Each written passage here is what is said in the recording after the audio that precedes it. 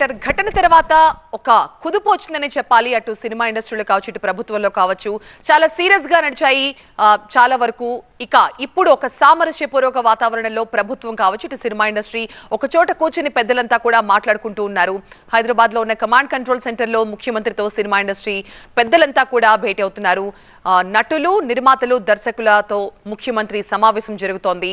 మొదట రాగానే సంధ్యా theatre ఘటననే CM ప్రస్తావించారు. ఎందుకంటే ఈ రోజు ఇలా అందరూ కూర్చుని మాట్లాడుకోవాల్సిన అవసరం రావడానికి కారణం ఆ సిచ్యువేషనే కాబట్టి ముందుగా దాని గురించి మాట్లాడుతూ ఇలాంటి ఘటన జరగడం చాలా బాధాకరమన్నారు.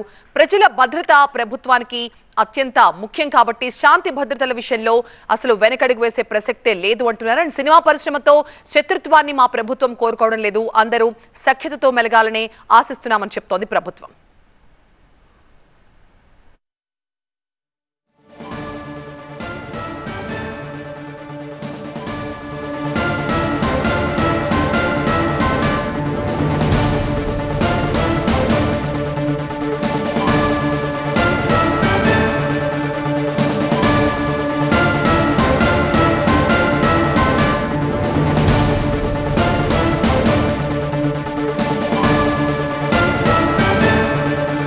మీటింగ్ లో కొన్ని ప్రతిపాదనలు ఉంచింది ప్రభుత్వం. ఇకపై సినిమా టికెట్లపై ప్రత్యేక సెస్ ద్వారా వచ్చే నిధులు ఇంటిగ్రేటెడ్ స్కూళ్లకు వినియోగించాలని, సినిమా సెలబ్రిటీలకు అభిమానులుగా ఉన్న వాళ్లలో మెజారిటీ పేద మధ్యతరగతి ప్రజలు ఉంటారు. వారి పిల్లలు చదువుకునే స్కూళ్లకు ప్రోత్సాహం కోసం ఇప్పుడు ఈ సెస్ వేస్తున్నాం. ఈ సెజ్ ని ఆయా ఇంటిగ్రేటెడ్ స్కూళ్లలో చదివే వారి కోసమే వాడతామని అన్నారు. ఎస్సీ, ఎస్టీ, బీసీ విద్యార్థుల కోసం ఏర్పాటు చేసే స్కూళ్లలో ఇన్ఫ్రాస్ట్రక్చర్ క్రియేట్ చేయాలంటే అందుకు కూడా నిధులు అవసరం.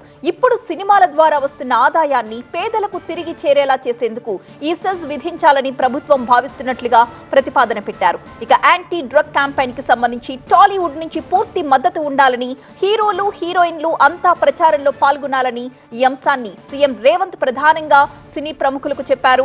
డ్రగ్స్ నిర్మూలనకు ప్రభుత్వం ఇప్పటికే భారీ ఆపరేషన్ చేపట్టింది కాబట్టి దానికి ఇండస్ట్రీ నుంచి కూడా మద్దతు ఉండాలి అన్నది సీఎం మాట. సెలబ్రిటీస్ ద్వారా ప్రచారం చేయిస్తే అది ప్రజల్లోకి త్వరగా వెళుతుంది అన్నది ప్రభుత్వం భావన. కుల గణన సర్వేకి సంబంధించి కూడా ఒక ప్రతిపాదన ఉంచారు. కులగణన సర్వేపై ప్రచారానికి ముందుకు రావాలన్నారు.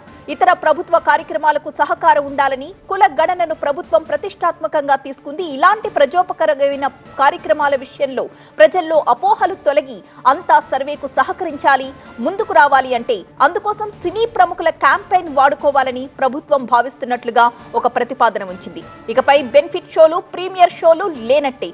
అసెంబ్లీలో సీఎం మాటకే కట్టుబడి ఉన్నామని చెప్పబోతుంది ప్రభుత్వం.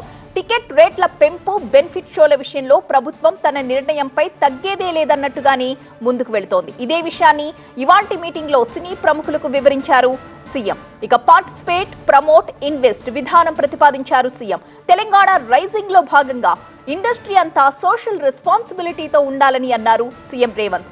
ఇక ప్రభుత్వం ఇండస్ట్రీకి వ్యతిరేకం కాదన్న ఒక స్పష్టమైన మెసేజ్ నిచ్చారు. ఇండస్ట్రీకి కావలసిన రాయితీలపై చర్చిద్దామన్నారు సీఎం.